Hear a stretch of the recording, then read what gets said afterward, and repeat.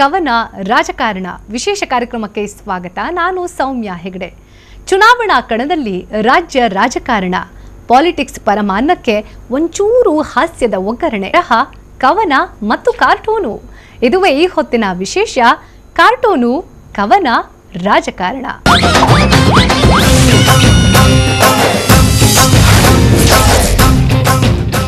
ರವಿ ಕಾಣದ್ದನ್ನ ಕವಿ ಕಂಡ ಅನ್ನುವಂತಹ ಮಾತಿದೆ.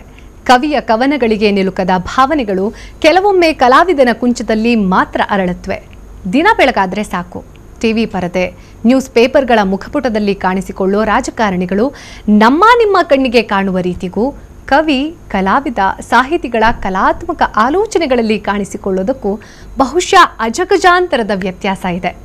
ರಾಜ್ಯ ವಿಧಾನಸಭಾ ಚುನಾವಣಾ ಕಣ ರಂಗೇರ್ತಿರೋ ಈ ಸಮಯದಲ್ಲಿ ರಾಜಕಾರಣ ಅನ್ನೋದಕ್ಕೆ ನಮ್ಮ ಇಂದಿನ ವಿಶೇಷ ಕಾರ್ಯಕ್ರಮದ ಅತಿಥಿಗಳು ಏನಂತ ನಾಮಕರಣ ಮಾಡ್ತಾರೆ? ರಾಜಕಾರಣಿಗಳು ಅವರ ಕಣ್ಣಿಗೆ ಕಂಡಂತೆ ಹೇಗೆ ಆರ್ಟಿಸ್ಟಿಕ್ ಆಗಿ ಹೇಳಬಲ್ಲರು? ಇದರ ಜೊತೆಗೆ ಸಾಮಾನ್ಯವಾಗಿ ತುಂಬ ಸೀರಿಯಸ್ ಮತ್ತು ಸೂಕ್ಷ್ಮ ವಿಚಾರವಾಗಿರೋ ಪಾಲಿಟಿಕ್ಸ್ಗೆ ಹಾಸ್ಯದ ಒಗ್ಗರಣೆಯನ್ನ ಹಾಕಿದ್ರೆ ಎಷ್ಟು ಮಜವಾಗಿರುತ್ತೆ ಅನ್ನೋದನ್ನ ಮಾತು, ಕತೆ, ಹರಟೆ, ಚಿತ್ರ ಹಾಗೂ ಕವನದ ಮೂಲಕ ನೋಡೋಣ. ನಮ್ಮ ಇಂದಿನ ವಿಶೇಷ ಕಾರ್ಯಕ್ರಮದಲ್ಲಿ ಅತಿಥಿಯಾಗಿ ಭಾಗವಹಿಸ್ತಾ ಇದ್ದಾರೆ ಕರ್ನಾಟಕದ ಹೆಸರಾಂತ ವ್ಯಂಗ್ಯ ಚಿತ್ರಕಾರರಾಗಿರುವಂತಹ ಬಿಜಿ ಗುಜ್ಜಾರಪ್ಪ ಅವರು. ಕಾರ್ಯಕ್ರಮಕ್ಕೆ ಸ್ವಾಗತ. ಹಾಗೆ ತಮ್ಮ ಸಾಹಿತ್ಯ, ಕವನ, ಬರಹ ಜೊತೆಗೆ ಗಾಯನದ ಮೂಲಕ ಕರ್ನಾಟಕದ ಮನೆ ಮನೆ ಮಾತಾಗಿರುವಂತಹ ಸಾಕಷ್ಟು ಸಾಹಿತಿಗಳು, ಕಲಾವಿದರು ಕೂಡ ನಮ್ಮ ಕಾರ್ಯಕ್ರಮದಲ್ಲಿ ಭಾಗವಹಿಸ್ತಾ ಇದ್ದಾರೆ. ಮೊದಲಿಗೆ MS ನರಸಿಂಹಮೂರ್ತಿ ಅವರಿಗೆ ಕಾರ್ಯಕ್ರಮಕ್ಕೆ ಸ್ವಾಗತ. ನಮಸ್ಕಾರ. ಹಾಗೆ ಡುಂಡಿರಾಜ್ ಅವರಿಗೆ ನಿಮಗೆ ಕೂಡ ಕಾರ್ಯಕ್ರಮಕ್ಕೆ ಸ್ವಾಗತ. ಕವಿರಾಜ್ ಅವರಿಗೆ ಕೂಡ ಕಾರ್ಯಕ್ರಮಕ್ಕೆ ಸ್ವಾಗತ. ಡಾಕ್ಟರ್ ವಿ ನಾಗೇಂದ್ರ ಪ್ರಸಾದ್ ಅವರು ಕೂಡ ಕಾರ್ಯಕ್ರಮದಲ್ಲಿ ಭಾಗವಹಿಸ್ತಿದ್ದಾರೆ. ತಮಗೂ ಕೂಡ ಸ್ವಾಗತ. ನಮಸ್ತೆ. ಸಾಮಾನ್ಯವಾಗಿ ಈ ರಾಜಕಾರಣ ಇರಬಹುದು, ಕಾರ್ಟೂನ್ ಇರಬಹುದು, ಕವನ, ಈ ಮೂರನ್ನ ಒಟ್ಟಿಗೆ ನಾವು ಕೇಳಿದ ತಕ್ಷಣ ಏನಪ್ಪ ಇದು ಕಾರ್ಟೂನ್ಗೂ ಕವನಕ್ಕೂ ರಾಜಕಾರಣಕ್ಕೂ ಏನು ಸಂಬಂಧ ಇದೆ ಅನ್ನೋದು ಮೇಲ್ನೋಟಕ್ಕೆ ನಮಗೆ ಅರ್ಥ ಆಗೋದಿಲ್ಲ.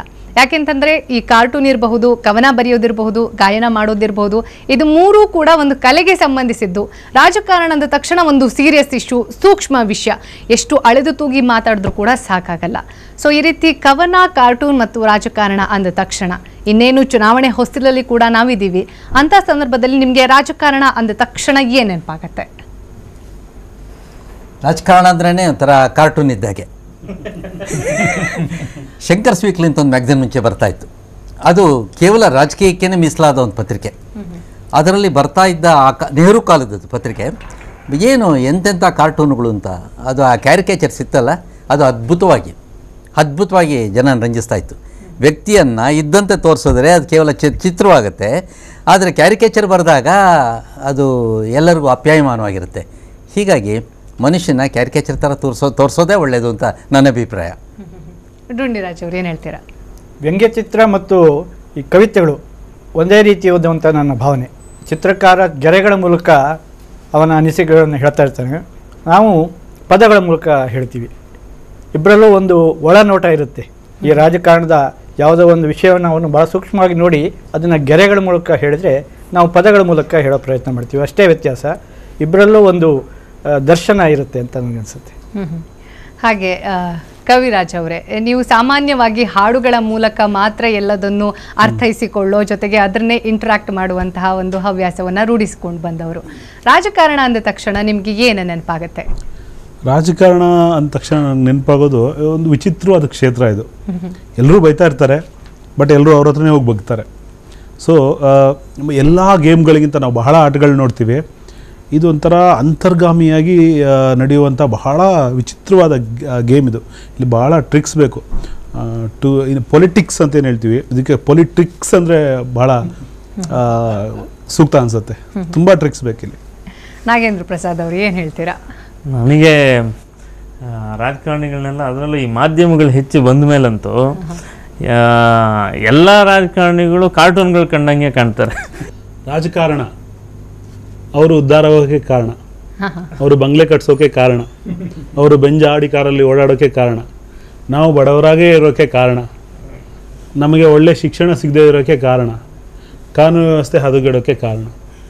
ರಾಜಕಾರಣ ಅನ್ನೋದು ಸ್ವಕಾರಣ. ಹೌದು, ಸ್ವಕಾರಣ. ಒಂದೇ ಲೈನಲ್ಲಿ ಹೇಳಬೇಕು ಅಂತ ಗುಜ್ಜಾರಪ್ಪ ಅವರಿಗೆ ಬಹುಶಃ ರಾಜಕಾರಣ ಅಂತ ಏನು ಅಂತ ಹೇಳ್ತೀರಾ? ನಿಮ್ಮ ಮಾತಲ್ಲಿ ಹೇಳೋದು ಬೇಡವೇ ಬೇಡ, ಎಲ್ಲರೂ ಮಾತಲ್ಲಿ ಹೇಳಿದ್ರು, ಅವರ ವರ್ಡ್ಸಲ್ಲಿ ಹೇಳಿದ್ರು ಏನಂತ, ನಾನು ನನ್ನ ಗೆರೆ ಮೂಲಕನೇ ಹೇಳ್ತೀನಿ ಅನ್ನೋ ನಿಟ್ಟಿನಲ್ಲಿ ಏನೋ ಒಂದು ಬರಿತಾ ಇದ್ದಾರೆ. ಅದಕ್ಕೂ ಮೊದಲು ನರಸಿಂಹಮೂರ್ತಿ ಅವರೇ ಅವರ ಚಿತ್ರವನ್ನು ನೋಡೋಕ್ಕೂ ಮೊದಲು ಏನು ಬಿಡಿಸ್ತಿದ್ದಾರೆ ಅಂತಂದರೆ, ನಿಮ್ಮ ಕಾಲದಲ್ಲಿ ಇವಾಗಿನ ಒಂದು 10-20 ವರ್ಷದ ಹಿಂದೆ ರಾಜಕಾರಣಿಗಳ ಹಾವಭಾವ ಇರಬಹುದು, ಅವರು ವಿಪಕ್ಷಗಳ ಮೇಲೆ ಹೇಗೆ ದಾಳಿಯನ್ನು ನಡೆಸ್ತಾ ಇದ್ರು, ಹೇಗೆ ಮತ ಯಾಚನೆ ಅನ್ನೋದನ್ನು ಮಾಡ್ತಾ ಇದ್ರು ಚುನಾವಣೆ ಸಂದರ್ಭದಲ್ಲಿ, ಅದಕ್ಕೂ ಇವಾಗ ನೀವು ನೋಡ್ತಾ ಇರೋ ಪ್ರೆಸೆಂಟ್ ಸಿಚುವೇಶನ್ಗೂ ಏನಾದರೂ ಡಿಫ್ರೆನ್ಸ್ ಇದೆಯಾ? ಇತ್ತೀಚೆಗೆ ಏನಾಗಿದೆ ಅಂದರೆ, ಆ ಕಾಲಕ್ಕೂ ಈ ಕಾಲಕ್ಕೂ ವ್ಯತ್ಯಾಸ ನಾ ಕಂಡಿದ್ದು, ಬೇರೆಯವ್ರನ್ನ ಬೈಯೋದ್ರಲ್ಲೇ ತಾವು ದೊಡ್ಡವರಾಗಕ್ಕೆ ಅಂತ ಪ್ರಯತ್ನ ಮಾಡ್ತಾ ಇದ್ದಾರೆ.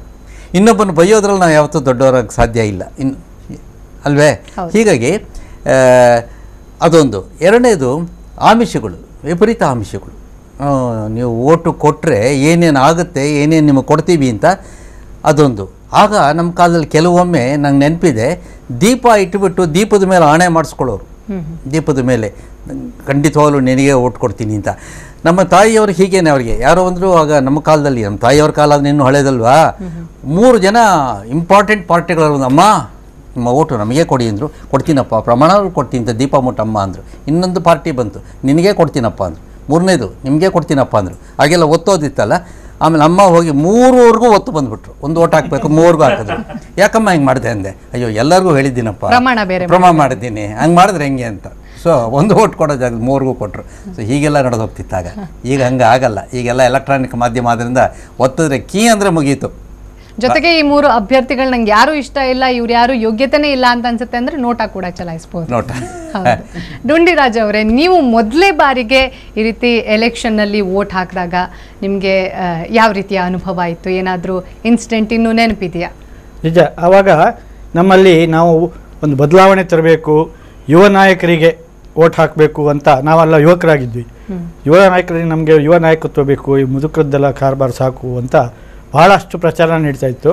ಜೊತೆಗೆ ಸಮಾನತೆಗೆ, ದೇಶದಲ್ಲಿ ಸಮಾನತೆ ಇರಬೇಕು, ಬಡವರು ಮತ್ತು ಶ್ರೀಮಂತರ ನಡುವೆ ದೊಡ್ಡ ಕಂದಕ ಇದೆ, ಅದರಿಂದ ನಾವು ಸಮಾನತೆಗೆ ಯುವ ನಾಯಕರಿಗೆ ವೋಟ್ ಹಾಕಬೇಕು ಅಂತ ಒಂದು ಸ್ಲೋಗನ್ ಇತ್ತು. ಆಗ ನಾನು ಹೇಳಿದೆ, ನಿಮ್ಮ ಓಟು ಯಾರಿಗೆ?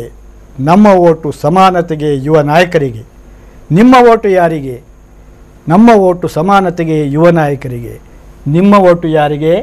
ನಮ್ಮ ಓಟು ಮಾನತೆಗೆ, ಯುವ ನಾಯಕರಿಗೆ.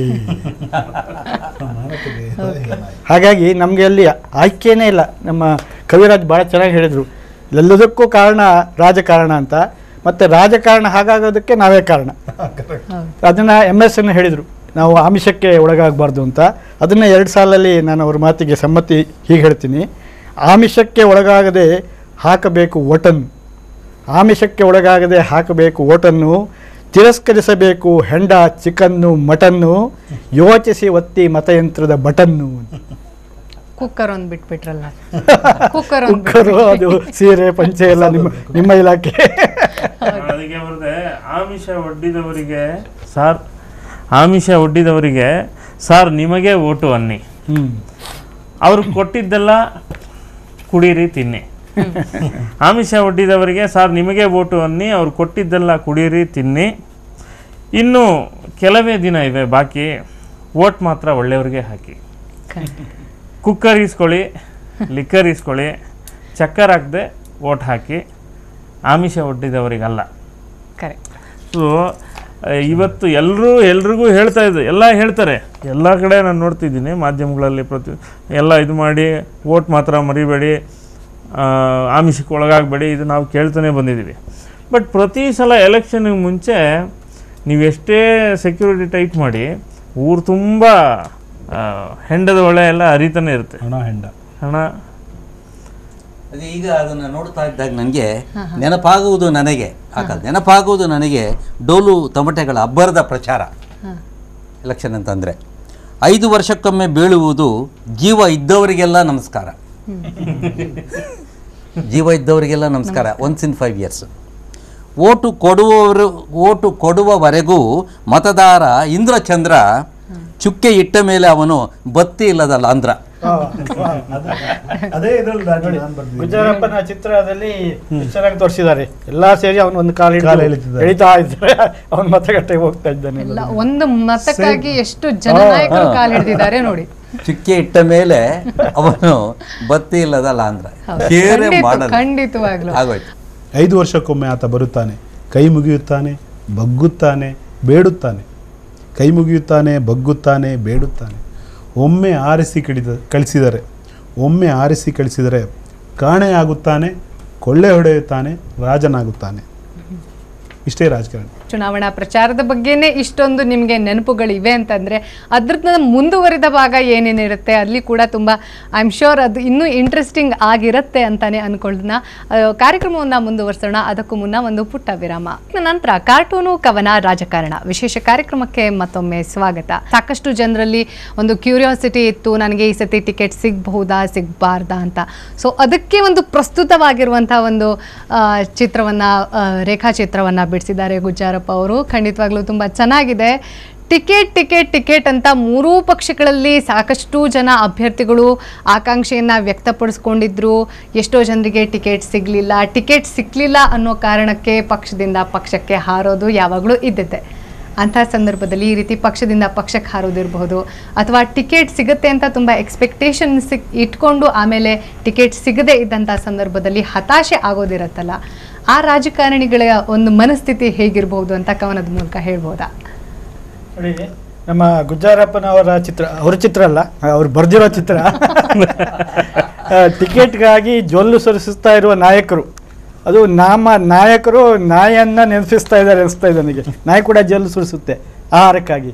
ಇಲ್ಲಿ ಅವರೀಗ ಟಿಕೆಟ್ಗಾಗಿ ಜೊಲ್ಲು ಸುರಿಸ್ತಾ ಇದ್ದಾರೆ, ಆಮೇಲೆ ಓಟಿಗಾಗಿ ಇದೇ ಥರ ಜೊಲ್ಲು ಸುರಿಸ್ತಾ ಬರ್ತಾರೆ ಮತದಾರರ ಹತ್ರ. ಅದಕ್ಕೆ ನಮ್ಮ ರಾಜರತ್ನಂ ಅವರ ಕವನ ನನಗೆ ನೆನಪಾಗುತ್ತೆ. ನಾವೆಲ್ಲ ಚಿಕ್ಕನ್ನಲ್ಲಿ ಬಾಯ್ಪಾಠ ಮಾಡಿದ ಪದ್ಯ, ನಾಯಿ ಮರಿ ತಿಂಡಿ ಬೇಕೆ, ತಿಂಡಿ ಬೇಕು ತಿನ್ನಬೇಕು ಎಲ್ಲ ಬೇಕು, ನಾಯಕರೇ ಓಟು ಬೇಕೆ, ನಾಯಕರೇ ಓಟು ಬೇಕೆ, ಓಟು ಬೇಕು ನೋಟು ಬೇಕು ಗೆಲ್ಲಬೇಕು, ನಾಯಕರೇ ನಿಮಗೆ ಓಟು ಏಕೆ ಬೇಕು, ನಾಯಕರೇ ನಿಮಗೆ ಓಟು ಯಾಕೆ ಬೇಕು, ಗೆದ್ದು ಮಂತ್ರಿಯಾಗಿ ಹೊಟ್ಟೆ ಬೆಳೆಸಬೇಕು, ನೀವು ಗೆದ್ದು ನಿಮ್ಮ ಪಕ್ಷ ಸೋತು ಹೋದರೆ ಗೆದ್ದ ಪಕ್ಷ ಸೇರಿ ಅಲ್ಲಿ ಮಂತ್ರಿಯಾಗುವೆ. ಇವ್ರು ಮಾಡೋ ಕೆಲಸ ಅದೇ. ಈಗ ಯಾವುದೋ ಒಂದು ಪಕ್ಷದಿಂದ ಓಟ್ ಬಿಡ್ತಾರೆ, ಆಮೇಲೆ ಯಾವ ಪಕ್ಷ ಅಧಿಕಾರಕ್ಕೆ ಬರುತ್ತೆ ಅಲ್ಲಿಗೆ ಹಾರಿಬಿಟ್ಟು ಮತ್ತೆ ಮಂತ್ರಿ ಆಗ್ತಾರೆ. ನಮ್ಮ ಗುಜ್ಜಾರಪ್ಪನವರ ಚಿತ್ರ ಅಷ್ಟು ವಿಚಾರಗಳನ್ನು ನನಗೆ ಪ್ರಚೋದನೆ ನೀಡ್ತು. ಭಾಳ ಚೆನ್ನಾಗಿ ಬರೆದಿದ್ದೀರಿ ಗುಜ್ಜಾರಪ್ಪ. ಅದಕ್ಕೆ ಸಂಬಂಧಿಸಿದಂಗೆ ನಾನೊಂದು ಬರೆದೆ. ಇವಾಗ ಸ್ವಲ್ಪ ಆಧ್ಯಾತ್ಮಿಕ ಟಚ್ ಕೊಟ್ಬಿಟ್ಟು, ಟಿಕೆಟ್ ಅಂತ ಎಷ್ಟು ಹೋರಾಟ ಮಾಡ್ತೀಯಾ, ಟಿಕೆಟ್ ಸಿಗಲಿಲ್ಲ ಅಂದರೆ ಬಂಡಾಯ ಹೇಳ್ತೀಯಾ, ಹೇ ರಾಜಕಾರಣಿ ಈ ಟಿಕೆಟ್ ಎಲ್ಲ ಮಿಥ್ಯಾ, ಕೊನೆಗೆ ನಮಗೆಲ್ಲ ಸಿಗುವ ಟಿಕೆಟ್ ಒಂದೇ ಸತ್ಯ, ಪರ್ಮನೆಂಟ್ ಟಿಕೆಟ್. ನಾನು ಅನ್ಕೊಂಡಿದ್ದಾಗ ನೋಡಿ, ಹೈಕಮಾಂಡ್ ಹತ್ತಿರ ಕೈ ಚಾಚಿದೆ, ಟಿಕೆಟ್ಗಾಗಿ ಹೈಕಮಾಂಡ್ ಹತ್ತಿರ ಕೈ ಚಾಚಿದೆ, ಪಾರ್ಟಿ ಆಫೀಸ್ನಲ್ಲಿ ಮೈ ಚಾಚಿದೆ, ಇನ್ನೇನು ಉಳಿದಿದೆ ನನ್ನ ಪಾಲಿಗೆ, ಚಾಚಲು ಇರುವುದು ಒಂದೇ ಈ ಆಚಾರವಿಲ್ಲದ ನಾಲಿಗೆ. ನಿನ್ನೆ ಮೊನ್ನೆ ಬಂದ ಭ್ರಷ್ಟರಿಗೆ ಮಣೆ, ಮೊದಲ ಪಟ್ಟಿಯಲ್ಲಿ ಹೆಸರು, ಪಕ್ಷಕ್ಕಾಗಿ ನಿಷ್ಠೆಯಿಂದ ದುಡಿದವರಿಗೆ ಸಿಕ್ಕಿದ್ದು ಬರೀ ಕೆಸರು. ಈಗ ನಿಷ್ಠೆ ಎಲ್ಲ ಪಾಪ ಇವ್ರ ಕಾಲದಲ್ಲಿ ಆಯಿತು. ಅದೇ ಅವ್ರು ಹೇಳಿದ ಮುಂದುವರಿಸ್ಕೊಂಡು ಏನಂದ್ರೆ, ಒಂದು ಕಡೆಯಿಂದ ಇನ್ನೊಂದು ಕಡೆ ನೆಗೆಯೋಕೆ ಉದಾಹರಣೆ ಆಗಿತ್ತು ಕೋತಿ, ಈಗ ಶಿಫ್ಟ್ ಆಗಿದೆ ರಾಜಕಾರಣಿಗೆ ಆ ಖ್ಯಾತಿ. ಖಂಡಿತವಾಗ್ಲು ಈ ಟಿಕೆಟ್ ಆಕಾಂಕ್ಷಿಗಳ ಗೊಂದಲ, ಅವ್ರದ್ದು ಗೋಳಾಟ ಒಂದು ಕಡೆ ಆಗಿದ್ರೆ, ಈ ಟಿಕೆಟ್ ಆಕಾಂಕ್ಷಿಗಳದ್ದೇ ಒಂದು ಗ್ಯಾಂಗ್ ಇರುತ್ತೆ, ಅವ್ರದ್ದು ಸಪೋರ್ಟರ್ಸದ್ದು, ಅವ್ರದ್ದು ಇನ್ನೂ ದೊಡ್ಡ ಗೋಳಾಟ. ಯಾವಾಗ ತಮ್ಮ ನಾಯಕನಿಗೆ ಯಾರನ್ನ ತಾವು ಟಿಕೆಟ್ ಕೊಡಿಸಿ ಜನನಾಯಕ ಮಾಡಬೇಕು ಅಂತ ಅಂದ್ಕೊಂಡಿರ್ತೀವೋ, ಅವ್ರಿಗೆ ಒಂದು ವೇಳೆ ಟಿಕೆಟ್ ಸಿಗಲಿಲ್ಲ ಅಂತಂದರೆ ಅವ್ರ ಪರದಾಟ ಗೋಳಾಟ ಖಂಡಿತವಾಗ್ಲೂ ನೋಡೋಕ್ಕಾಗೋದಿಲ್ಲ. ರಸ್ತೆಯಲ್ಲಿ ಬಿದ್ದು ಹೊರಳಾಡೋದೇನೋ, ಟೈರ್ಗೆ ಬೆಂಕಿ ಹಚ್ಚೋದೇನೋ, ಬಸ್ಸಿಗೆ ಕಲ್ಲು ತೂರೋದೇನೋ, ಪೊರಕೆ ಸೇವೆ ಮಾಡೋದೇನೋ. ಸೊ ಇವ್ರ ಪರಿಸ್ಥಿತಿ ಹೇಗೆ ವಿವರಿಸ್ತೀರಾ? ಈಗ ಕುಲಕ್ಕೆ ನನ್ನ ಖಜಾನೆ ಅಂದರೆ ತಲೆಗೆ ಅಷ್ಟು ಕೋಟಿ ಅಂತ. ಅಂದರೆ ಒಬ್ಬರಿಗೆ ಟಿಕೆಟ್ ಸಿಕ್ಕರೆ ಅವರ ಅನುಯಾಯಿಗಳಿಗೆಲ್ಲ, ಅವರ ಹಿಂಬಾಲಕರಿಗೆಲ್ಲ ಸಾಕಷ್ಟು ಇದಾಗುತ್ತೆ. ಈಗ ಮೇಯ್ನಾಗಿ ನಿಮಗೆ ಟಿಕೆಟೇ ಸಿಗಲಿಲ್ಲ ಅಂದರೆ ಸಹಜವಾಗಿ ಅವರಿಗೆ ರಸ್ತೆಯಲ್ಲಿ ಬಿದ್ದು ಹೋರಾಡ್ತಾರೆ, ಅದೆಲ್ಲ ಮಾಡ್ತಾರೆ. ಹೀಗಾಗಿ ಆ ಪ್ರೊಟೆಸ್ಟ್ಗಳು ಈಗ ಬರ್ತಾ ಇದೆ, ಸಿಕ್ಕಾಪಟ್ಟೆ ಪ್ರೊಟೆಸ್ಟ್ಗಳು ಬರ್ತಾ ಇದೆ. ಬಟ್ ಯಾರು ಕೊಡಬೇಕು ಯಾರಿಗಿಲ್ಲ. ಅಲ್ಲಿ ವೀಲ್ ಚೇರಲ್ಲಿ ಹೋಗೋರಿಗೆಲ್ಲ ನಾವು ಟಿಕೆಟ್ ಕೊಡ್ತೀವಿ ನಮ್ಮ ನಾಯಕರು ಅಂತೇಳಿ ಅಲ್ವಾ, ಅವ್ರು ಏನು ನಮ್ಮನ್ನು ಕಾಪಾಡ್ತಾರೆ? ಆಮೇಲೆ ಇಷ್ಟೆಲ್ಲ ಖರ್ಚು ಮಾಡಿ ಕಳಿಸ್ತೀವಲ್ಲ, ಸದನದಲ್ಲಿ ಯಾವತ್ತಾರು ಇದ್ದಿದ್ದಾರಾ? ಎಷ್ಟು ದಿನ ಸದನದಲ್ಲಿ ತಮ್ಮ ಕ್ಷೇತ್ರದ ಸಮಸ್ಯೆಯನ್ನ ಅವರು ಪ್ರತಿನಿಧಿಸ್ತಾರೆ, ಅದು ಕೂಡ ಇಲ್ಲಿ ಪ್ರಶ್ನಾರ್ಹತೆ ಆಗಿರೋದು. ಮತ್ತೊಂದೇನು ಅಂತಂದ್ರೆ ಈ ರೀತಿ ಏನು ಪ್ರತಿಭಟನೆ ನಡೆಸ್ತಾರೆ, ರಸ್ತೆಯಲ್ಲಿ ಬಿದ್ದು ಹೊರಳಾಡ್ತಾರೆ, ಅದು ಕೂಡ ಜನರಿಗೆ ಒಂಥರ ಕಾಮಿಡಿ ಆಗ್ಬಿಟ್ಟಿದೆ. ಇನ್ಫ್ಯಾಕ್ಟ್ ಅವ್ರಿಗೆ ಕೂಡ ಅದು ಕಾಮಿಡಿ ಅಂತ ಗೊತ್ತಿರುತ್ತೆ. ಹೌದು ಅಲ್ವಾ? ಖಂಡಿತ. ತಮ್ಮ ನಾಯಕರಿಗೆ ಟಿಕೆಟ್ ಸಿಗದಿದ್ದರೆ ಹೊಟ್ಟೆಗೆ ಎಣ್ಣೆ, ಮೈ ಮೇಲೆ ಸೀಮೆಣ್ಣೆ ಕಾಯುತ್ತಾರೆ ಟಿವಿ ಕ್ಯಾಮ್ರಾವನ್ನೇ. ಹೌದು, ಖಂಡಿತವಾಗ್ಲು ಕ್ಯಾಮ್ರಾ ಯಾವಾಗ ಝೂಮ್ ಏನಿದೆಯೋ ಅಂದ ತಕ್ಷಣ ಗೋಳಾಟ, ಪರದಾಟ, ಬಾಯ್ ಬಳ್ಕೊಳ್ಳೋದು, ಹೊಡೆದಾಡ್ಕೊಳ್ಳೋದು ಎಲ್ಲ ತುಂಬಾ ಜೋರಾಗುತ್ತೆ. ಕ್ಯಾಮ್ರಾ ಆಫ್ ಆಗಿದೆ, ಕವರೇಜ್ ಏನು ಆಗ್ತಾ ಇಲ್ಲ ಅಂತಂದ್ರೆ ಆಗ್ತಾ ಇಲ್ವಾ, ಸರಿ ಎದ್ದು ಹೋಗ್ಬಿಡೋಣ ಮನೆಗೆ, ಎಲ್ಲ ತೋರಿಕೆ ಆಗಿದೆ. ಈಗ ಟಿವಿ ಕ್ಯಾಮ್ರಾ ಇಲ್ಲ ಅಂದ್ರೆ ಏನೂ ನಡೆಯಲ್ಲ ಅನ್ನೋ ಥರ ಆಗ್ಬಿಟ್ಟಿದೆ. ಮೊದಲೆಲ್ಲ ಇಷ್ಟೊಂದು ತೋರಿಕೆಯ ಅಥವಾ ಯಾರೋ ಎಲ್ಲೋ ಟಿಕೆಟ್ ಸಿಗಲಿಲ್ಲ ಅಂದರೆ ಖಂಡಿತವಾಗಿ ಒಂದಷ್ಟು ಜನಕ್ಕೆ ಬೇಜಾರು ಆಗೇ ಆಗುತ್ತೆ, ಟಿಕೆಟ್ ಭರವಸೆ ಇದ್ದವರಿಗೆ. ಆದರೆ ಅದನ್ನು ಆತ್ಮಹತ್ಯೆಗೆ ಪ್ರೇರಣೆ ಮಾಡ್ಕೊಳ್ಳೋ ರೀತಿ ಅಥವಾ ಮೈ ಮೇಲೆ ಸೀಮೆಣ್ಣೆ ಸುರ್ಕೊಳ್ಳೋದು, ಅದೆಲ್ಲ ತೀರಾ ರಾಜಕಾರಣ ಇನ್ನೂ ಕೀಳ್ಮಟ್ಟಕ್ಕೆ ತಗೊಂಡೋದಂಗೆ, ಹಾಸ್ಯಾಸ್ಪದ ಮಾಡ್ದಂಗೆ. ಇನ್ನೊಂದು ಈ ಚಿತ್ರ ಚೆನ್ನಾಗಿದೆ. ಇದು ನೋಡಿ ಒಂದು ಪದ್ಯ ಬರದೆ, ಇದು ನೋಡ್ತಿರೋಂಗೆ ನೆನಪಾಗುವುದು ನನಗೆ. ಇವತ್ತಿನ ಎಲ್ಲ ಪದ್ಯಗಳು ಹಂಗೆ ಬರಿತೀನಿ ನಾನು. ಇದು ನೋಡ್ತೀನಿ, ನೆನಪಾಗುವುದು ನನಗೆ ಗಂಗೆತ್ತಿನ ವಾಲಗದ ಸ್ವರ ಇಲ್ಲದ ವರ್ಣ. ಗಂಗೆತ್ತು ಅಂತ ಒಂದು ಬರ್ತದೆ ಮಧ್ಯೆ, ವಾಲಗದ ಸ್ವರ ಇಲ್ಲದ ವರ್ಣ. ಸ್ವರ ಇರಲ್ಲ, ವರ್ಣ ಅಂದರೆ ಸಂಗೀತ ಅಂತ ಏನೂ ಇರಲ್ಲ, ಪೇನ್ಕೊಂಡು ಹೋಗ್ತಾ ಇರ್ತಾರೆ. ಸದನದಲ್ಲಿ ಸದ್ದಿಲ್ಲದೆ ತೂಗಡಿಸುವ ಧೀರ, ಇನ್ಸ್ಟಾಲ್ಮೆಂಟ್ ಕುಂಭಕರ್ಣ. ಸದನದಲ್ಲಿ ಸದ್ದಿಲ್ಲದೆ ತೂಗಡಿಸುವ ಧೀರ, ಇನ್ಸ್ಟಾಲ್ಮೆಂಟ್ ಕುಂಭಕರ್ಣ. ಎಡಬಿಡದೆ ಭಾಗ್ಯಗಳ ಸರಮಾಲೆ ನೀಡಿದ ಏಕೈಕ ಭೂಪ. ಎಡಬಿಡದೆ ಭಾಗ್ಯಗಳ ಸರಮಾಲೆ ನೀಡಿದ ಏಕೈಕ ಭೂಪ. ಚಾಮುಂಡೇಶ್ವರಿಯ ಕೈಲಿ ಶೂಲ, ಯಾಕೋ ಸಿಟ್ಟು ಮುಖದಲ್ಲಿ ತಾಪ. ಅನ್ನಭಾಗ್ಯ, ಭಾಗ್ಯಗಳ ಪಟ್ಟಿ. ಅನ್ನಭಾಗ್ಯ, ಪಶುಭಾಗ್ಯ, ಶಾದಿ ಭಾಗ್ಯ, ಇದು ಭಾಗ್ಯ ಅದು ಭಾಗ್ಯ. ಯಾವ ಭಾಗ್ಯ ಎಲ್ಲಿಗೋ ಬೇಕಿದೆ ಸದ್ಯಕ್ಕೆ ಗೆಲುವಿನ ಭಾಗ್ಯ. ಅಂದು ಕರ್ಪೂರದಾರತಿ ಗಂಟೆ ಜಾಗಟೆಗಳಿಂದ ಅಲರ್ಜಿ ಭಾಗ್ಯ. ಅಂದು ಕರ್ಪೂರದಾರತಿ ಗಂಟೆ ಜಾಗಟೆಗಳಿಂದ ಅಲರ್ಜಿ ಭಾಗ್ಯ. ಇಂದು ದೇವಾಲಯಕ್ಕಾಗಿ ಪಂಚೆ ಉಟ್ಟರೆ ಮತಗಳಿಕೆ ಎನರ್ಜಿ ಭಾಗ್ಯ. ತುಂಬಾ ಚೆನ್ನಾಗಿದೆ. ಸೊ ಈ ಒಂದು ಚುನಾವಣೆ ಹತ್ತಿರದಲ್ಲಿರುವಂತಹ ಸಂದರ್ಭದಲ್ಲಿ ಸಿಎಂ ಸಿದ್ದರಾಮಯ್ಯ ನಾನೇ ಮುಂದಿನ ಸಿಎಂ ಅಂತ ಹೇಳ್ಕೊಂಡು ಓಡಾಡ್ತಿದ್ದಾರೆ. ಜೊತೆಗೆ ಬಹಳ ಚೆನ್ನಾಗಿ ಬರ್ದಿದ್ದಾರೆ, ಅದಕ್ಕೆ ಚೆನ್ನಾಗಿ ಬರ್ದಿದ್ದಾರೆ ಚಿತ್ರ. ಓಟ ಕೂಡ ನಿಂತಂಗಿದೆ. On your mark get set ಅಲ್ಲಿದ್ದಾರೆ. ಗೋ ಮಾತ್ರ ಇನ್ನು ಜಸ್ಟ್ ಹೇಳಬೇಕು. ಮುಂದಿನ ಸಲವು ನಾನೇ ಸಿಎಂ ಅನ್ನುತ್ತಿದ್ದಾರೆ ಸಿದ್ದು. ಮುಂದಿನ ಸಲವು ನಾನೇ ಸಿಎಂ ಅನ್ನುತ್ತಿದ್ದಾರೆ ಸಿದ್ದು. ಅವರ ವಿರೋಧಿಗಳು ಕೇಳುತ್ತಿದ್ದಾರೆ ಸಾಲದೆ ನಿದ್ರಿಸಿದ್ದು. ಅವರಿಗೊಂಥರ ಅಬ್ಜೆಕ್ಟಿವ್ ಆಗ್ಬಿಟ್ಟಿದೆ. ಸಿದ್ದು ನಿದ್ದೆ ಸಿದ್ದು ಅನ್ನೋದೇ ಒಂದು ಅಬ್ಜೆಕ್ಟಿವ್ ಆಗ್ಬಿಟ್ಟಿದೆ. ಎಲ್ಲ ಭಾಗ್ಯ ಕೊಟ್ಟರು ಸಾಹೇಬ್ರು. ಈ ಗುಜ್ಜಾರ್ ಒಬ್ರು ಅವರನ್ನ ಮಗು ಮಾಡಿಬಿಟ್ರು. ಅಲ್ಲ, ಅವರು ನನ್ನ ಗುಜ್ಜಾರ್ ಚಿತ್ರ ನೋಡಿ ನನಗೆ ಏನು ಅನ್ಸ್ ಗೊತ್ತಾ, ನಾನು ಯಾರೋ ಹೆಸರು ಹೇಳದೆ ಬರ್ದಿದ್ದೀನಿ. ಏನೋ ಕಸರತ್ ಮಾಡ್ತಾ ಇದ್ದಾರೆ. ತಮಗೆ ಮಾತ್ರವಲ್ಲ ಮಕ್ಕಳಿಗೂ ಟಿಕೆಟ್ ಕೊಡಿಸುವ ಕಸರತ್ತು. ತಮಗೆ ಮಾತ್ರವಲ್ಲ ಮಕ್ಕಳಿಗೂ ಟಿಕೆಟ್ ಕೊಡಿಸುವ ಕಸರತ್ತು. ಉಂಡು ಹೋದ ಕೊಂಡು ಹೋದ ಗಾದೆ ನೆನಪಾಯ್ತು. ಅದನ್ನೇ ಮನಸ್ಸಲ್ಲಿ ಇಟ್ಕೊಂಡು ಬರ್ದಿದ್ದಾರೆ ಅವರು ಅನ್ಸುತ್ತೆ. ಕುಟುಂಬ ರಾಜಕಾರಣದ ಒಂದು ಚಿತ್ರ ಅಂತ ಹೇಳ್ತಿದ್ದೀರಾ. ಖಂಡಿತ ಅದೇ ಅವ್ರ ಮನಸ್ಸಲ್ಲಿ ಇತ್ತಂತೆ ನೋಡಿ. ಎಲ್ಲ ಭಾಗ್ಯ ಕೊಟ್ರು ಸಾಹೇಬ್ರು. ಈ ಗುಜ್ಜಾರ್ ಒಬ್ರು ಅವರನ್ನ ಮಗು ಮಾಡಿಬಿಟ್ರು. ಬನಿಯನ್ ಭಾಗ್ಯ ಕೊಟ್ರು. ಗುಜ್ಜಾರ್ ವ್ಯಂಗ್ಯ ಚಿತ್ರದಲ್ಲಿ ಕಿಂಗು, ಆದರೆ ಮೀನು ಧರ್ಮಸ್ಥಳ ಮಾತ್ರ ಮಿಸ್ಸಿಂಗ್. ಅದು ಜನರಲ್ ಆಗಿ ಸಿದ್ದರಾಮಯ್ಯರ ಬಗ್ಗೆ ಈಗೇನು ಎಲೆಕ್ಷನ್ ಎಲ್ಲ ಜನರ ಮನಸ್ಸಲ್ಲಿ ಏನಿದೆ ಅನ್ನೋದು, ಸಿದ್ದರಾಮಯ್ಯ ನಮ್ಮ ನಿಮ್ಮಂತೆ ತೇಟು, ಮಾತು ಸ್ವಲ್ಪ ಹೊರಟು, ಮತ್ತೆ ಒತ್ತಬಹುದೇ ಜನ ಇವರಿಗೆ ಓಟು, ದೊರೆಯಬಹುದೇ ಪುನಃ ಸಿಎಂ ಸೀಟು ಅನ್ನೋ ಎಲ್ರಿಗೂ ಒಂದು ಕ್ವೆಶ್ಚನ್ ಮಾರ್ಕ್. ಅದೇ ಡೌಟ್ ಕೊನೆಗೆ. ಚುನಾವಣಾ ಕಣ ರಂಗೇರ್ತಾ ಇರುವಂತಹ ಇನ್ನು ಸಂದರ್ಭದಲ್ಲಿ ಇನ್ನು ರಾಜಕೀಯ ಬಣ್ಣ ಅನ್ನೋದು ಇನ್ನೆಷ್ಟು ಬದಲಾಗಬಹುದು ಅನ್ನೋದನ್ನ ತಮ್ಮ ರೇಖಾಚಿತ್ರದ ಮೂಲಕ ಗುಜ್ಜಾರಪ್ಪ ಅವರು ಯಾವೆಲ್ಲ ರೀತಿಯಲ್ಲಿ ಅನಾವರಣಗೊಳಿಸ್ತಾರೆ ಅನ್ನೋದನ್ನ ನೋಡೋಣ. ಅದಕ್ಕೂ ಮುನ್ನ ಚಿಕ್ಕದೊಂದು ವಿರಾಮ. ಬ್ರೇಕ್ನ ನಂತರ ವಿಶೇಷ ಕಾರ್ಯಕ್ರಮಕ್ಕೆ ಮತ್ತೊಮ್ಮೆ ಸ್ವಾಗತ.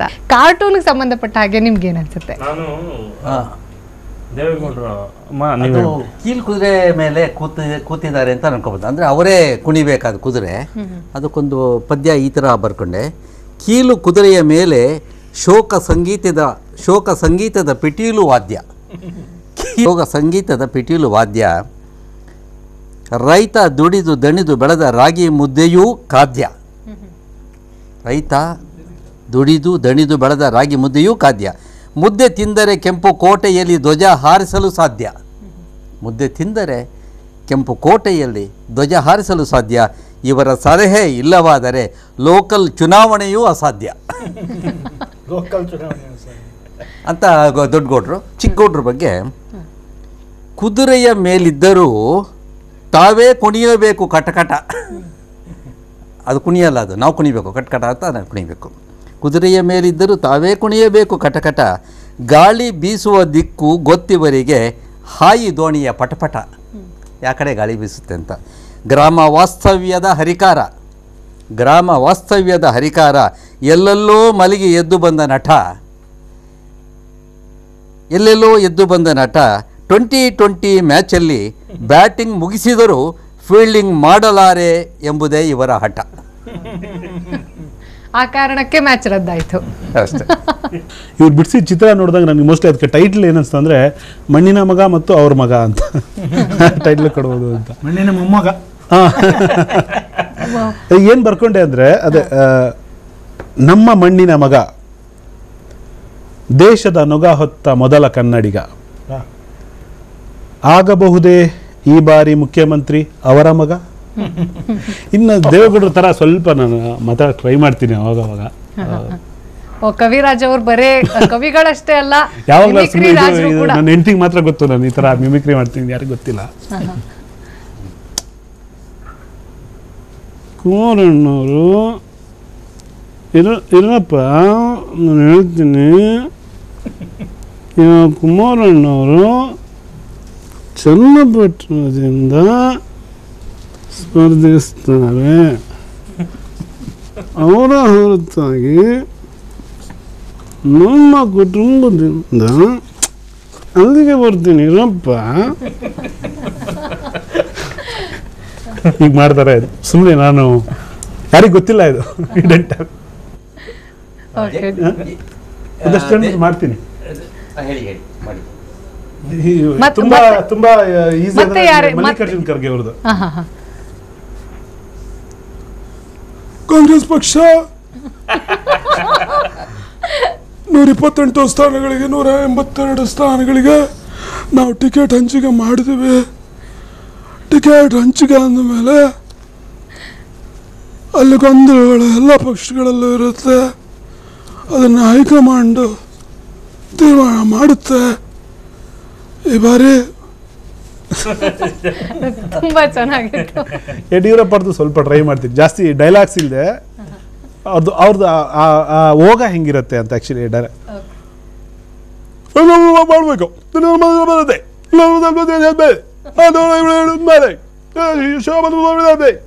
ಕರ್ನಾಟಕದಲ್ಲಿ ಬಂದು ಸಿದ್ದರಾಮಯ್ಯ ಅವರ ಸರ್ಕಾರ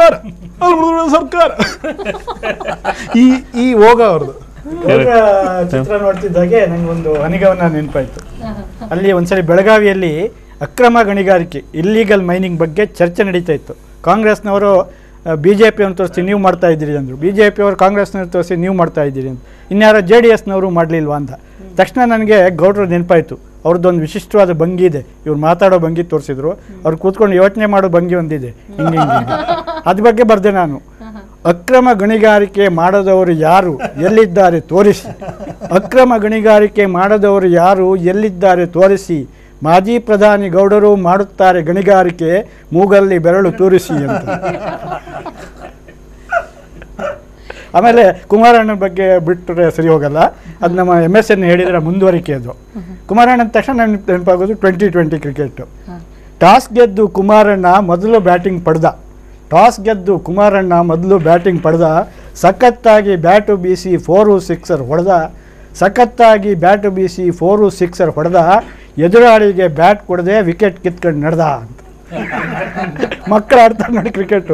ಹಂಗಾಗಿ ಬ್ಯಾಟಿಂಗ್ ಇರೋವರೆಗೆ ಮಾತ್ರ ನಾನು ಕ್ರಿಕೆಟ್ ಅಲ್ಲಿ ಇರೋದು. ಆಮೇಲೆ ಯಾವಾಗ ಅದು ಫೀಲ್ಡಿಂಗ್ ಹೋಗುತ್ತೋ ನಾನು ಇನ್ನು ಆಟಕ್ಕಿಲ್ಲ. ಸೊ ಈ ಸರಿ ಅವ್ರು ಬಂದ್ರು ಬಹುಶಃ ಅದೇ ಬಿಜೆಪಿ ಜೆಡಿಎಸ್ ಸಮ್ಮಿಶ್ರ ಸರ್ಕಾರ ಆಗತ್ತೆ ಅಂತ ಮೊದಲು ಬ್ಯಾಟಿಂಗ್ ಕೊಡಬಾರ್ದು, ಬ್ಯಾಟಿಂಗ್ ಮಾತ್ರ ಆಗತ್ತೆ, ನಂತರ ಮ್ಯಾಚ್ ಮೊದಲು ಬ್ಯಾಟಿಂಗ್ ಕೊಡಬಾರ್ದು ಅಷ್ಟೇ.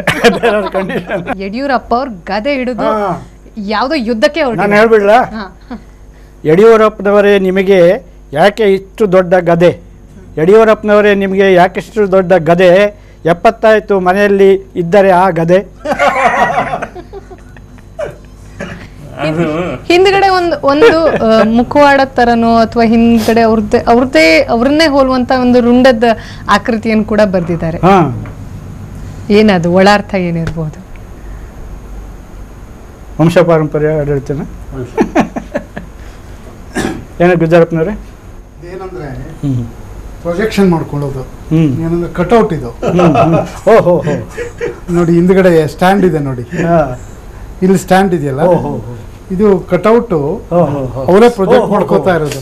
ಈ ತರ ಅವ್ರನ್ನೇ ಅವರು ಅಡ್ವರ್ಟೈಸ್ ಮಾಡ್ಕೊಂಡಂಗೆ. ಮೋದಿ ಎಂಬ ಗದೆ, ಮೋದಿ ಎಂಬ ಗದೆ ಬಿಜೆಪಿಗೆ ಈಗ ಇರೋ ಶಕ್ತಿ ಅದೇ. ಈ ಸಲ ತೆನೆ ಹೊತ್ತ ಮಹಿಳೆ ಜೊತೆ ಸೇರಬಹುದೇ, ಈ ಸಲ ತೆನೆ ಹೊತ್ತ ಮಹಿಳೆ ಜೊತೆ ಸೇರಬಹುದೇ ಅಥವಾ ಕೈ ಹಿಡಿಬಹುದೇ? ಮೋದಿ ಎಂಬ ಗದೆ. ಮಹಿಳೆ ಜೊತೆ ಸೇರಬಹುದೇ ಅನ್ನೋ ಚೆನ್ನಾಗಿರಲ್ಲ, ದಳದ ಜೊತೆ ಸೇರಬಹುದು. ಇವರು ಮಾತಾಡೋ ಸ್ಟೈಲ್ನ ಕವಿರಾಜರು ಭಾಳ ಚೆನ್ನಾಗಿ ಹೇಳಿದ್ರು. ಒಂಥರ ಅದ್ಭುತವಾಗಿ ತೋರಿಸಿದ್ರು. ಅದೊಂಥರ ಅದನ್ನು ಸೇರಿಸ್ಕೊಂಡು ಈ ಗದೆ ಸೇರಿಸ್ಕೊಂಡು ಪದ್ಯ. ಗದೆ ಹಿಡಿದ ಇವರು ಸಂತೆ ಜಾತ್ರೆಗಳಲ್ಲಿನ ತುತ್ತೂರಿ ತೋಡ್ಕೊಳ್ತಾ ಇರುತ್ತೆ. ಸಂತೆ ಜಾತ್ರೆಗಳನ್ನು ತುತ್ತೂರಿ. ಕನ್ನಡದ ಚಾನಲ್ಗಳಲ್ಲಿ ಬೇಕಿಲ್ಲ ಇವರಿಗೆ ಕಸ್ತೂರಿ, ಕನ್ನಡದ ಚಾನಲ್ಗಳಲ್ಲಿ ಬೇಕಿಲ್ಲ ಇವರಿಗೆ ಕಸ್ತೂರಿ. ಚುನಾವಣೆ ನಡೆಯುವ ಮೊದಲೇ ಸ್ವಯಂ ಘೋಷಿತ ಸಾಮ್ರಾಟ, ಚುನಾವಣೆ ನಡೆಯುವ ಮೊದಲೇ ಸ್ವಯಂ ಘೋಷಿತ ಸಾಮ್ರಾಟ. ಈಶ್ವರನ ಮುನಿಸು ಲೆಕ್ಕಿಸದೆ ತೊಡೆ ತಟ್ಟಿ ನಿಲ್ಲುವವರು ತೋರಿಸಲು ಆಟ.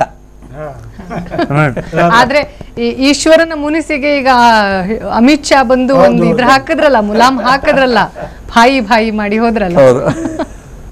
ಇವರ ಕೈಯಲ್ಲಿದ್ರೂ ಗದೆ, ಇವ್ರು ನಂಬ್ಕೊಂಡಿರೋದು ಮೋದಿಯವರ 56 ಇಂಚಿನ ಎದೆ. ಖಂಡಿತವಾಗ್ಲು ಮಾತಾಡೋಣ. ಜೊತೆಗೆ ಈ ರೀತಿ ಚುನಾವಣೆ ಅಬ್ಬರ ಒಂದು ಮಾತಾಡಾಯ್ತು, ಮತದಾರರ ಪರಿಸ್ಥಿತಿ ಏನು ಅಂತ ಮಾತಾಡಾಯ್ತು. ನಿಮಗೂ ಕೂಡ ಈ ರಾಜಕಾರಣಿಗಳ ಒಡನಾಟ ಇರುವಂತಹ ಸಾಧ್ಯತೆ ಇರುತ್ತೆ. ನಿಮಗೆ ಅವ್ರ ಇದರಿಂದ ಆಗಿರುವಂತಹ ಅನುಭವ ಏನು, ಅಥವಾ ನೀವು ಮಿಮಿಕ್ರಿ ಮಾಡಿದಾಗಲೇ ಗೊತ್ತಾಯ್ತು ನೀವು ಎಷ್ಟು ಹತ್ತಿರದಿಂದ ಅವ್ರನ್ನ ರಾಜಕಾರಣಿಗಳನ್ನ ನೋಡಿದ್ದೀರಾ ಅಂತ. ಎಲ್ಲದ್ರ ಬಗ್ಗೆ ಮಾತಾಡೋಣ. ಅದಕ್ಕೂ ಮೊದಲು ವಿಶೇಷ ಕಾರ್ಯಕ್ರಮದಲ್ಲಿ ಪುಟ್ಟದೊಂದು ವಿರಾಮ. ಬ್ರೇಕ್ನ ನಂತರ ವಿಶೇಷ ಕಾರ್ಯಕ್ರಮಕ್ಕೆ ಮತ್ತೊಮ್ಮೆ ಸ್ವಾಗತ. ಈ ಒಂದು ವ್ಯಂಗ್ಯ ಚಿತ್ರ ಏನಿದೆ ತುಂಬಾ ಚೆನ್ನಾಗಿ ಅದನ್ನ ಹೇಳ್ತಾರೆ.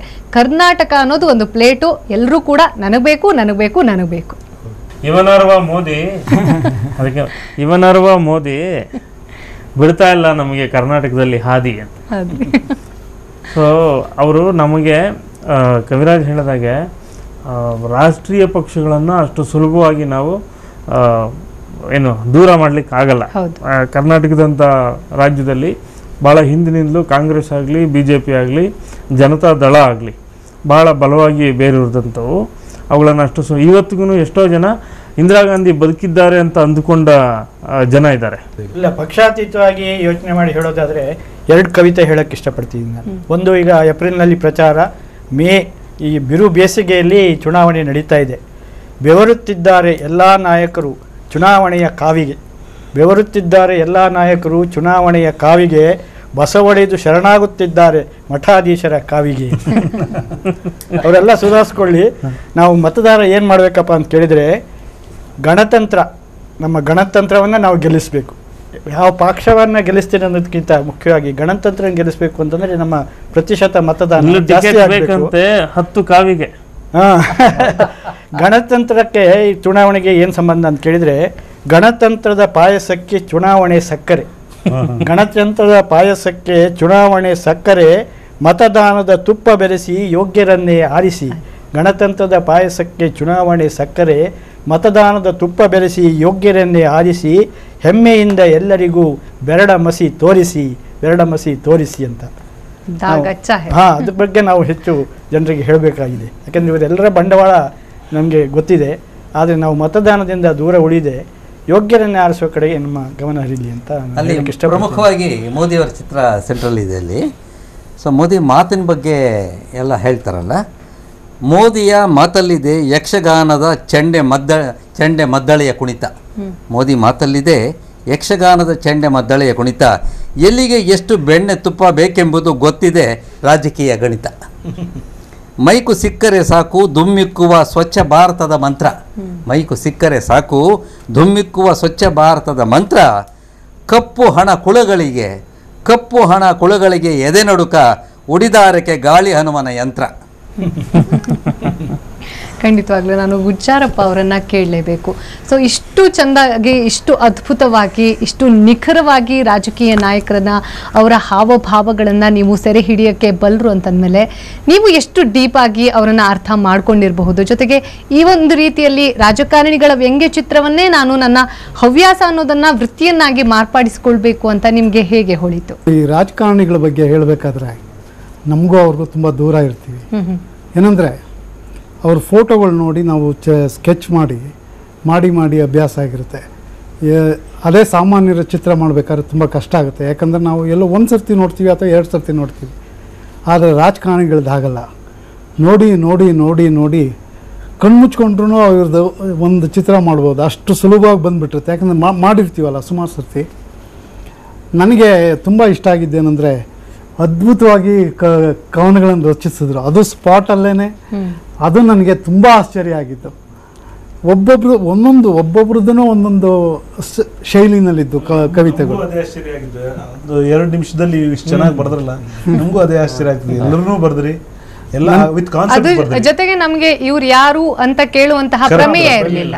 ಇವ್ರೆ ಮೋದಿ, ಇವ್ರೆ ಹಿಂಗೆ. ಜೊತೆಗೆ ಸುಮ್ಮನೆ ಬರ್ದಿಲ್ಲ, ಒಂದು ಕಾನ್ಸೆಪ್ಟ್ ಇದೆ ಅದರಲ್ಲಿ, ಏನೋ ಹೇಳ್ತಾ ಇದೆ. ಅಲ್ಲ, ಅದು ಯಾಕಂದ್ರೆ ಮೆಸೇಜ್, ಇಡೀ ಒಂದು ಕಥೆನ ಅಂದ್ರೆ ಸಿಚುಯೇಷನ್ನ ಒಂದು ಚಿತ್ರದ ಮುಖಾಂತರ ಹೇಳೋದನ್ನೇ ಒಂದು ಕಾರ್ಟೂನ್ ಅನ್ನೋದು. ಮತದಾರರಲ್ಲಿ ಏನ್ ಹೇಳಕ್ಕೆ ಇಷ್ಟಪಡ್ತೀರಾ? ತುಂಬಾ ಎಜುಕೇಟೆಡ್ಸ್ ಕೂಡ ಅನ್ಎಜುಕೇಟೆಡ್ಸ್ ತರ ವರ್ತಿಸುವ ಸಂದರ್ಭ ಇದು. ಹೇಗೆ ಅಂದ್ರೆ ನಾನು ಯಾಕೆ ಓಟ್ ಹಾಕ್ಬೇಕು, ಅವನು ಕಳ್ಳ ಇವನು ಕಳ್ಳ, ಅದು ಹಾಗೆ ಇದು ಹೀಗೆ, ಸಿಸ್ಟಮ್ ಸರಿ ಇಲ್ಲ, ಅದು ಸರಿ ಇಲ್ಲ, ನಾನು ಯಾರಿಗೂ ಓಟ್ ಹಾಕಲ್ಲ, ಈ ಥರದ ಮನೋಭಾವ ಇದೆಯಲ್ಲ, ಇದನ್ನು ತೊಡೆದು ಹಾಕಬೇಕು. ಭಾಳ ದೊಡ್ಡ ದುರಂತ ಏನಂದರೆ ಇಡೀ ದೇಶದಲ್ಲಿ ಪ್ರತಿ ಕಾನ್ಸ್ಟಿಟ್ಯೂನ್ಸಿಲಿ ಏನಾಗುತ್ತೆ ಅಂದರೆ 2 ಲಕ್ಷ ಮತದಾರರಿದ್ದರೆ 60%, 70%, ಎಬೋವ್ 80 ತುಂಬ ಕಡಿಮೆ ವೋಟಿಂಗ್ ಆಗೋದು. ಸೊ ಇನ್ನು ಉಳಿದ 30%, 40% ಜನ ಇದ್ದಾರಲ್ಲ, ಅವರೆಲ್ಲ ಬದುಕಿದ್ದು ಸತ್ತ ಹಾಗೆ ಜೀವಂತ ಶವಗಳು. ನೀವು ಆ ಶವ ಆಗಬಾರ್ದು ಅಂದರೆ ವೋಟ್ ಹಾಕಿ, ಯಾರೋ ಒಬ್ರಿಗೆ ಹಾಕಿ. ನಿಮ್ಮ ಮನಸ್ಸು ಅವತ್ತು ಆ ಕ್ಷಣ ಏನು ಹೇಳುತ್ತೆ ಅವನಿಗೆ ವೋಟ್ ಹಾಕಿ ಗೆಲ್ಸಿದ್ರೇ ನಿಮ್ಮ ಆತ್ಮಸಾಕ್ಷಿಗೆ ನೀವು ಮಾತಾಡೋಕ್ಕೆ ಸಾಧ್ಯ. ನಾಳೆ ಯಾರಿಗೂ ಬೈಬೇಕಂದ್ರೂ ಗಟ್ಟಿಯಾಗಿ ಹಾಕಿದ್ದಕ್ಕೆ ಬೈತಿದ್ದೀನಿ ಅನ್ನೋ ಒಂದು ನೈತಿಕ ಹಕ್ಕು ಇರುತ್ತೆ. ಆ ನೈತಿಕ ಹಕ್ಕು ಇರಬೇಕು ಅಂದರೆ ವೋಟ್ ಹಾಕಬೇಕು. ದಯವಿಟ್ಟು ವೋಟ್ ಮಾಡಿ, ನೀವು ಯಾರಿಗಾದ್ರೂ ಮಾಡಿ, ನಿಮ್ಮ ವೋಟ್ ಮಾಡಿ. ಎಲ್ಲ ಪಕ್ಷಗಳಲ್ಲೂ ನೀವು ವಿನಂತಿ ಮಾಡ್ಕೊಳ್ಳಿ, ಕೇಳ್ಕೊಳ್ಳಿ. ನಿಮ್ಮ ಇರ್ಬೋದು ಕನ್ನಡದ ಪರವಾದ್ದು ಮತ್ತು ನಮ್ಮ ಇವತ್ತಿನ ಸ್ಥಿತಿಗತಿಗಳೇನಿದೆ ಅದನ್ನು ಸರಿದೂಗಿಸ್ಕೊಂಡು ಹೋಗುವಂಥ ರಾಜಕಾರಣಿಗಳು ಬೇಕು. ಆ ನಿಟ್ಟಿನಲ್ಲಿ ಯಾರಿಗೆ ಬೇಕಾದ್ರೂ ವೋಟ್ ಹಾಕ್ಬೋದು. ಒಂದು ದಾರ್ಶನಿಕರು ಒಂದು ಮಾತು ಹೇಳ್ತಾರೆ, ದುರ್ಜನರ ಆರ್ಭಟಕ್ಕಿಂತ ಸಜ್ಜನರ ಮೌನವೇ ಹೆಚ್ಚು ಅಪಾಯಕಾರಿ ಅಂತ. ನೀವು ವ್ಯವಸ್ಥೆ ಸರಿ ಇಲ್ಲ, ಇಲ್ಲೆಲ್ಲ ಭ್ರಷ್ಟರಿದ್ದಾರೆ, ನಾನು ಇಲ್ಲಿ ಹೋಗಲ್ಲ, ನಾನು ಭಾಗವಹಿಸಲ್ಲ ಇದರಲ್ಲಿ ಅಂದರೆ ನೀವು ಪರೋಕ್ಷವಾಗಿ ಆ ದುರ್ಜನರಿಗೆ ಹೆಲ್ಪ್ ಮಾಡ್ತಿದ್ದೀರಾ, ಅವ್ರಿಗೆ ಸಹಾಯ ಮಾಡ್ತಿರೋ ಹಾಗೆ. ನಿಮ್ಮ ಇದು ಸಂವಿಧಾನ ನೀಡಿರುವಂಥ ಒಂದು ಹಕ್ಕು, ನೀವು ಈ ಹಕ್ಕನ್ನು ಚಲಾಯಿಸಿ ದೇಶಕ್ಕೆ ಒಂದು ದಿಕ್ಕನ್ನು ತೋರಿಸ್ಬೋದು. ಆ ಥರದ ಒಂದು ಹಕ್ಕು ಮತದಾನ. ಈ ಏನೇ ನಿಮ್ಮ ತೊಂದರೆ ಇದ್ದರೂ, ಏನೇ ಕೆಲಸ ಇದ್ದರೂ, ಅದು ಒಂದು ಅರ್ಧ ಗಂಟೆ, ಒಂದು ಗಂಟೆ ವಿಷಯ. ದಯವಿಟ್ಟು ಹೋಗಿ ಮತದಾನ ಮಾಡಿ. ವ್ಯವಸ್ಥೆಯನ್ನು ನಿಮ್ಮ ಕೈಲಾದಷ್ಟು ಮಟ್ಟಿಗಾದರೂ ಸರಿಪಡಿಸೋಕೆ ಹಾಗೆ ಒಂದು ಯೋಗದಾನ ನೀಡಿ ಅಂತ ಕೇಳ್ಕೊಳ್ತೀನಿ. ದಯವಿಟ್ಟು ಯಾರು ಮತದಾನ ಮಾಡೋಕ್ಕೆ ಮರಿಬೇಡಿ. ಯಾರಿಗಾದರೂ ಮಾಡಿ, ಅದು ನಿಮ್ಮಿಷ್ಟ, ಆದರೆ ಮತದಾನ ಮಾಡಿ. ಒಂದು ಚಿಕ್ಕ ಪ್ರಸಂಗ ನೆನಪಾಗುತ್ತೆ. ಊರಿಗೆ ಬರಗಾಲ ಬಂದಿರುತ್ತೆ, ಮಳೆ ಬರಬೇಕಾದ್ರೆ ದೇವಸ್ಥಾನಕ್ಕೆ ಕ್ಷೀರಾಭಿಷೇಕ ಮಾಡಬೇಕು, ಎಲ್ಲ ಮನೆಯವರು ಒಂದೊಂದು ತಂಬಿಗೆ ಹಾಲು ತನ್ನಿ ಅಂತ ಹೇಳಿದ್ರಂತೆ ಜ್ಯೋತಿಷಿಗಳು. ಒಬ್ಬ ಯೋಚನೆ ಮಾಡ್ದ, ನಾನೊಬ್ಬ ನೀರು ತಗೊಂಡು ಹೋದರೆ ಏನು ಗೊತ್ತಾಗಲ್ಲ, ಎಲ್ಲರೂ ಹಾಲು ತಂದಿರ್ತಾರಲ್ಲ. ಮರುದಿನ ನೋಡಿದರೆ ಅರ್ಧ ಪಾತ್ರೆಯಲ್ಲಿ ನೀರೇ ಇತ್ತಂತೆ. ಕ್ಷೀರಾಭಿಷೇಕದ ಬದಲು ನೀರಾಭಿಷೇಕ ಆಯಿತು. ನಾವು ಹಾಗೆ ಮಾಡಬಾರ್ದು. ಮತದಾನ ಒಂದು ರಜೆ ಅಂತ ಪ್ರವಾಸಕ್ಕೆ ಹೋಗೋರು ಎಷ್ಟೋ ಜನ ಇದ್ದಾರೆ, ಅವ್ರು ಹೇಳಿದಾಗೆ ವಿದ್ಯಾವಂತರು. ಅದು ಬದಲು ನಾನು 2 ಸಾಲಲ್ಲಿ ಏನು ಹೇಳೋಕ್ಕೆ ಇಷ್ಟಪಡ್ತೀನಿ ಅಂತಂದರೆ, ಮಹಾಭಾರತದ ಕರ್ಣ ದಾನಶೂರ, ಮಹಾಭಾರತ ಕರ್ಣ ದಾನಶೂರ, ನಾವು ಆಗೋಣ ಮತದಾನ ಶೂರ, ಮತದಾನ ಶೂರ. ಖಂಡಿತ. ಓಟಂತೂ ಮಾಡಬೇಕು ಅಂತ ಎಲ್ಲರೂ ಹೇಳಿದ್ದಾರೆ. ನೋಟ ಅಂತ ಒಂದಿದೆ, ಇದು ಯಾರೂ ಬೇಡ ಅಂತ ಕಡೆಯಲ್ಲಿ ಒತ್ಬೋದು ಅಂತ. ಅದಕ್ಕೆ ಆದಷ್ಟು ಅದನ್ನು ಅವಾಯ್ಡ್ ಮಾಡಬೇಕು. ಇರೋರಲ್ಲೇ ಆಯ್ಕೆ ಮಾಡಬೇಕು. ನೀವು ಸಂತೆ ಮುಗಿಯೋ ಹೊತ್ತು ಹೋದರೆ ಯಾವ ತರಕಾರಿ ಇರುತ್ತೋ ಅದನ್ನೇ ಆಯ್ಕೆ ಮಾಡ್ಕೊಂಬರ್ಬೇಕು ನೀವು. ನಿಮಗೆ ಚಾಯ್ಸ್ ಇರಲ್ಲ ಅಲ್ವೇ? ಹೀಗಿರುವಾಗ ಇರೋದ್ರಲ್ಲೇ ಆಯ್ಕೆ ಮಾಡಿ, ನೋಟ ಒತ್ತೋದನ್ನು ಕಡಿಮೆ ಮಾಡಿ. ಓಟ್ ಹಾಕದೇ ಇರೋವನಿಗೆ ನಾಳೆ ಕೇಳುವಂತಹ ಅರ್ಹತೆ ಇರಲ್ಲ, ಅವನಿಗೇನು ಹಕ್ಕಿರಲ್ಲ. ಮನುಷ್ಯನಾದವನು ಓಟ್ ಮಾಡ್ತಾನೆ, ಬದುಕಿರೋನು ಓಟ್ ಮಾಡ್ತಾನೆ. ಆದ್ದರಿಂದ ಓಟ್ ಮಾಡೋಕ್ಕೆ ಅವ್ರು ಮಾಡೋದಷ್ಟೇ ಅಲ್ಲದೆ ಅವ್ರ ಸುತ್ತಮುತ್ತ ಯಾರು ಮಾಡಲಿಲ್ಲ ಅಂದರೆ ಅವ್ರನ್ನೂ ಕೂಡ ಬೂತ್ಗೆ ಕಳಿಸಿ ವೋಟ್ ಮಾಡ್ತಕ್ಕಂತಹ ಒಂದು ಪ್ರೇರಣೆ ಕೊಟ್ಟು ಇದರಲ್ಲಿ ಭಾಗವಹಿಸಬೇಕು ಅಂತ ನನ್ನ ಅಭಿಲಾಷೆ. ವೀಕ್ಷಕರೇ, ನೀವು ಇಷ್ಟೊತ್ತು ಕೂಡ ಕಾರ್ಟೂನು, ಕವನ ಮತ್ತು ರಾಜಕಾರಣ ಅನ್ನೋದ್ರ ಬಗ್ಗೆ, ಹಾಸ್ಯ ಹೇಗೆ ನಡೆಯುತ್ತೆ, ರಾಜಕಾರಣದಲ್ಲೂ ಕೂಡ ನಾವು ಹಾಸ್ಯದ ಒಗ್ಗರಣೆಯನ್ನು ಹೇಗೆ ಹಾಕಿ ತೋರಿಸಬಹುದು ಅನ್ನೋದನ್ನು ತುಂಬ ಅರ್ಥಪೂರ್ಣವಾಗಿ ತೋರಿಸಿದ್ದೀವಿ ಅಂತ ಅನ್ಕೋತೀವಿ. ನೀವು ಕೂಡ ಇನ್ನೇನು ಚುನಾವಣೆಯ ಹೊಸ್ತಿಲಲ್ಲಿ ಇದ್ದೀವಿ. ನಮ್ಮ ಹಕ್ಕಿನ ಬಗ್ಗೆ ನಾವು ಕೇಳೋಕ್ಕಿಂತ ಮೊದಲು ನಾವು ನಮ್ಮ ಕರ್ತವ್ಯವನ್ನು ಸರಿಯಾಗಿ ನಿಭಾಯಿಸಿದ್ದೀವಾ ಅನ್ನೋ ಒಂದು ಕ್ವಶನನ್ನು ಹಾಕ್ಕೊಂಡ್ರೆ ಖಂಡಿತವಾಗ್ಲಿಯೂ ಎಲ್ಲರೂ ಕೂಡ ಮತದಾನದಲ್ಲಿ ಭಾಗವಹಿಸ್ತೀರಾ. ಖಂಡಿತವಾಗ್ಲೂ ವೋಟ್ ಮಾಡಿ ಅಂತ ಹೇಳ್ತಾ, ಇದು ಈ ಹೊತ್ತಿನ ವಿಶೇಷ. ನಿರಂತರ ಸುದ್ದಿಗಾಗಿ ನೋಡ್ತಾ ಇರಿ TV9.